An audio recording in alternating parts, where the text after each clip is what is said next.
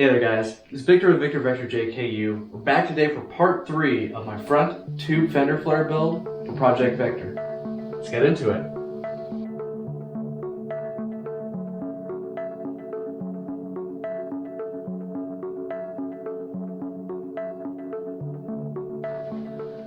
Alright guys, so last time we wrapped up with getting all the tube tacked and welded into place. What I finished up after that video was welding all the tube down, finishing off everything. Now I do have a few places I still have to go back and hit. I just didn't feel like trying to get at all the spaces on the undersides of the tubes and the back sides that are going to be difficult to get to with this on the body and my tire in the way. So what I figure what I'll do is for those areas that I can't reach well or don't want to fight with the welder is I will take this off and I'll weld that afterwards. Now today what we're going to be getting into is how I'm going to go about skinning the top of the tubes as well as filling in each of the posts with caps. So my first step is going to be creating some cardboard templates similar to what I did with the mounting structure, but I'm going to be doing that for the skinning pieces for the 4 openings in the tube flare. So I already went ahead and started creating these, and I have them already cut out and ready to go. And I went through and I basically started off with just cutting out the general size and shape of each of the panels. And then I realized there's some that are going to require bends because these tubes are not coming off in the exact same direction. As you can see for this piece, I have this black line traced from point to point, and that's because I require a bend on this very first one here. So basically this panel will just fit right in here. Then I have my second piece, and because there is a bend in this panel, I will have to account for that in this piece, because it's not going to be perfectly straight on the backside. Then for this top one, this one's actually probably the most straightforward. It does also have a little bit of a curve along this side, but then the real tricky one is this front piece. So what makes this one tricky is that I have multiple different angles and multiple different faces. So basically I have 1, 2, 3, 4, 5, and this side has a significant contour to it that I have to account for. So when I went and I put a flat piece in, I realized that, I'm going to be floating up in the front, along this side, and in the back. So what I needed to do was come up with how do I need to bend this piece to make it so it works in here. So what I was able to figure out is, okay, I can make basically 3 triangles out of this piece and make it work. So I evaluated and found out I can make a point here, and a point here, and what I'll do is I'll trace those. Those will be my 3 bend lines. So I go from being a straight piece to put in that first bend, and it flattens out this surface, and then I put in a second bend, and that then flattens it to this. So with these 4 cardboard pieces already done, I'm ready to go ahead and transfer this over to my steel and start cutting it out.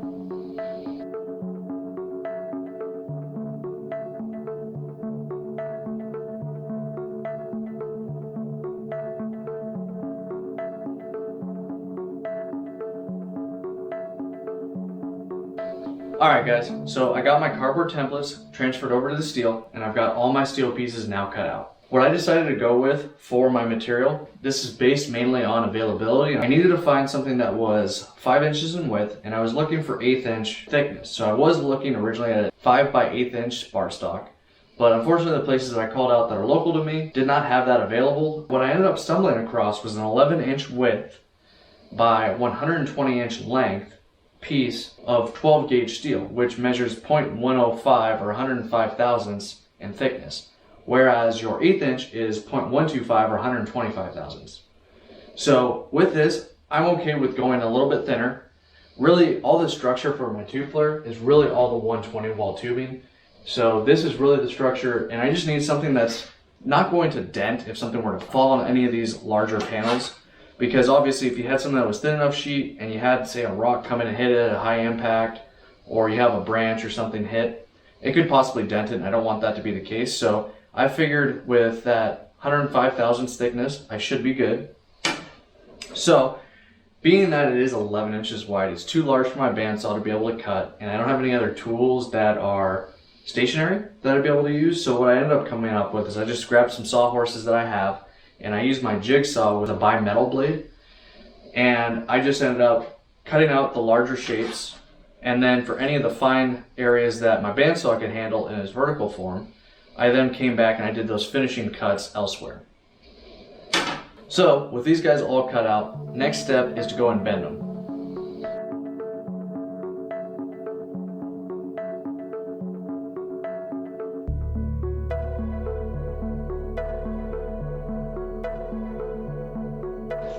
So first one up is going to be the lower piece on this backside here. So basically what I needed to do was I needed to create this bend on this piece. So what I went ahead with is I went and marked it corner to corner, threw it in my Swag off-road press brake, and I was able to bend it. And I didn't have an exact degree that I knew I needed to go to, so I kind of just eyeballed it, and I went a little bit, and if I didn't go far enough, I put it back in, realigned it, bent it a little bit more, and just kind of continued that process. Fortunately, I got pretty lucky for the first bend, and this guy ended up working out just right. So he's going to be able just to sit right in there, and the reason for that bend, again, if I didn't bend this along that angle, I'd have a high point either this top corner or this bottom corner. So, got that one done. I also realized that this panel here also needed a slight bend. So again, I drew corner to corner. This guy is then able to go right on in. And he fits nice and flush around all four sides. The top panel though, this guy was actually straightforward. This one was pretty much flat all the way across, so this one was simple enough. I could just drop him straight in, and he's good to go. Flush around all four sides again. And then the last piece. This one again was fun, trying to get everything to work out just right. So with this one, what I did was I have my point marked where the inside is, and then I have my two corners marked as well. I started off with doing this bend first, just to get it up into place and make sure that everything looked good. Was able to get him to fit where I wanted him to. So I made him flush around the backside and kept the flush around this front side.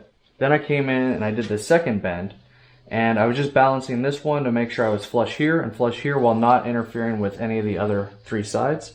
And this one ended up turning out really solid. Happy with how it turned out. So now, with all four of my pieces cut out, I'm ready to go ahead and start tacking these in and weld them in.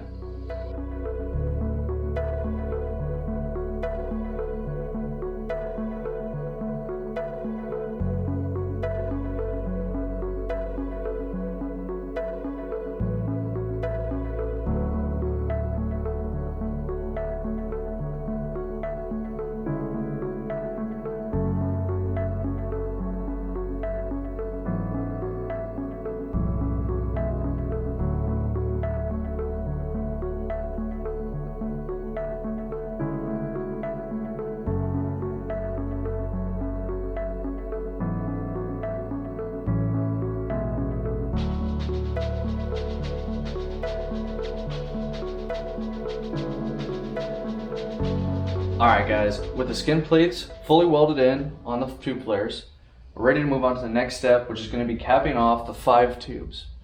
So basically what I need to do is I need to make a cap that's going to be flat for this front one. It's already cut to the correct angle, and I have a template trace that I need to cut out of steel for that one. And then what I need to do is I need to cut this lower one. I'm going to cut this one square, and I just need to put in a flat filler cap on that one. But then these three, I'm going to be doing similar to what I did on the rear tube flares, where I'm going to be grinding the outsides and insides to make it so it follows the contour of the tube. And then I'm going to be filling it in with the blanks from the hole saw when I was cutting out the tubes. And these guys will be able to make it so it looks like the tube is continuous, as if there was a bend there. Now, realistically, if you look from a side profile, you'll be able to see where the tube actually raises right here, where you have the intersection of the post to the connecting tubes. So it's not perfect to make it look like it's a true bend, but it makes it look really smooth and clean, and it's a good finish that I like, so that's what I'm going to do for these guys. And then the one last other thing that I have is a gusset plate that's going to be going on the inside of the front of the flare here, where the tube comes forward. So what I did was I went ahead and traced that, and that's going to be going right on the inside in here up at the front. So that's going to function as capping off the other side of this tube, as well as creating a gusset that goes back to the mounting structure just to give a little bit more strength to this front in case I ever have a decent impact. So next thing that I got to do is I need to start grinding these guys. I need to cut and grind that guy, and then I need to grind my blanks to fit into the tubes. Alright, one thing I'm going to do before I get to finishing up grinding and everything, what I'm going to do is actually I'm going to remove the flare from the body, and I'm going to do this grinding off of the Jeep just because I think it'll be a little bit easier to do it on a table or workbench versus being up on the body. And that, and also I can get the welds on the underside that I need to get on the connecting tubes that I haven't hit yet. So I'm gonna go ahead and unbolt this guy, and then we're gonna go ahead and get to work.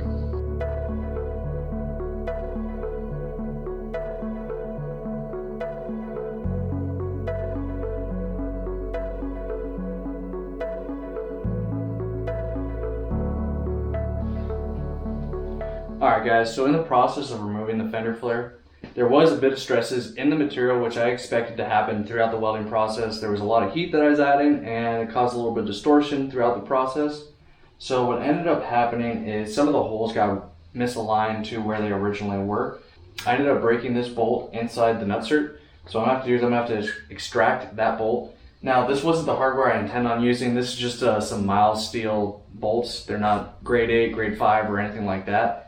So these were just temporary to hold them in place, so I probably should have done something different there, but if I would have, it might have actually ended up damaging the Nutserts. So I might have to drill some of the mounting holes on the fender flare structure oversized to accommodate the new locations.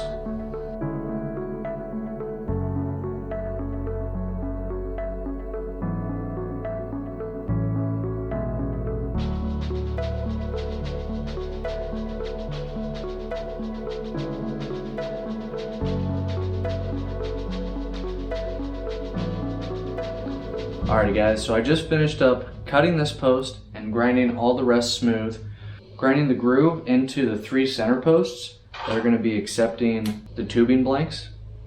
And basically what I'm doing is I'm just going to be putting these guys in, and you can see I already have 2 set up with magnets. And what we're going to be doing is using those magnets just to hold them in place, make sure that they're flush along both top sides of the tube, and that will then give me a place I can tack the top and the bottom, and then I'll come through and finish weld around it. But basically what we're going to be doing is just setting them in there so they're flush, and then fill weld anywhere that we need to. And then as far as the front and rears, I have the circular blanks for the rear, and I also have the oval that's going to be going up in the front. And then when I finish up doing these guys, I also have the gusset that I want to put underneath the front side here, and I'll show that a little bit later.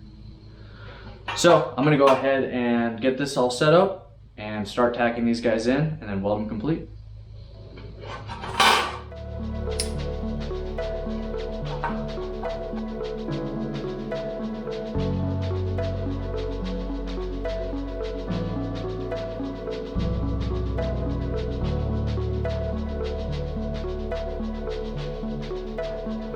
Alrighty guys, so we just finished up all the welding on the driver's side tube flare. That's going to wrap it up for this one. The only thing that I have left to do now is to go through and grind all the welds smooth that I want to grind. So basically what I'm going to be doing is I'm going to be grinding the posts, making them all smooth. And then I think I'm going to go back and I'm going to grind all of the skins that I welded on as well. And then what I'll do is similar to the rear, I'll come back with body filler afterwards, and I'll fill in any small holes or gaps that need to be smoothed out, and that will be able to finish this off really clean. And then since you haven't seen it yet, I'll go ahead and show you the gusset that I added on the inside of the fender flare. So right here, basically what I did was I took that piece and it comes flat back to the bottom of the mounting plate, follows the angle of the tube down, and it goes around the perimeter of the round tube in the front. I think that cleans it up, gives it a nice strong surface there, gives a little bit of reinforcement back to the mounting surface too. So we're all done. So I'm going to end today's video here, and I'm going to go ahead and handle all the grinding that has to happen to this off camera, and then I'm going to go ahead and start mirroring this on the passenger side. And then what we'll do is we'll come back to you with the next video. We'll go through how many prep this for paint, go through the paint process with you, and mount it back on the Jeep. So I hope you guys enjoyed today's video. If you did, please hit the thumbs up button, give this video a like. If you have any questions, comments, or other feedback, please drop them in the comments down below. For those of you that are returning subscribers, really appreciate you guys. And if you haven't subscribed already, I'd really appreciate it if you hit that subscribe button if you're enjoying the content I'm uploading. And then guys, if you could, help me grow my channel by sharing this video on any other platforms that you guys use, be it Facebook, Instagram, other social media sites. Help grow my channel by getting me some exposure out there. Otherwise guys, we are Victor JKU. We are taking on this build and the trails, both direction and magnitude. Alright guys, have a good one. Catch you next time.